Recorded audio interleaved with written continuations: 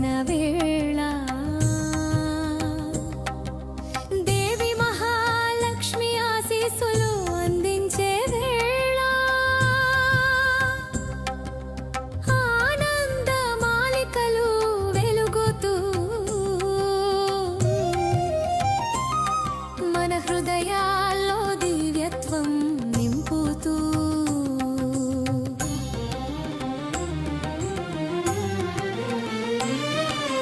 అసురరాజు నరకాసురుడు దుర్మార్గం పెంచెను. భూమాత ప్రార్థనతో కృష్ణుడు యుద్ధం సాగించెను. సత్యభామతో కలిసి రాక్షసుని సంహరించెను. ఆ దినమే నరక చతుర్దశి పండుగ వెలిగించెను. రామచంద్రుడు సీతతో పాటు అయోధ్య చేరగా అయోధ్యవాసులు దీపాలతో ఆహ్వానమిచ్చిరి. ఆ వెలుగుల ఆనందమే దీపావళిగా మారెను. ధర్మానికి గెలుపే శాశ్వత మంగళమై నిలిచెను.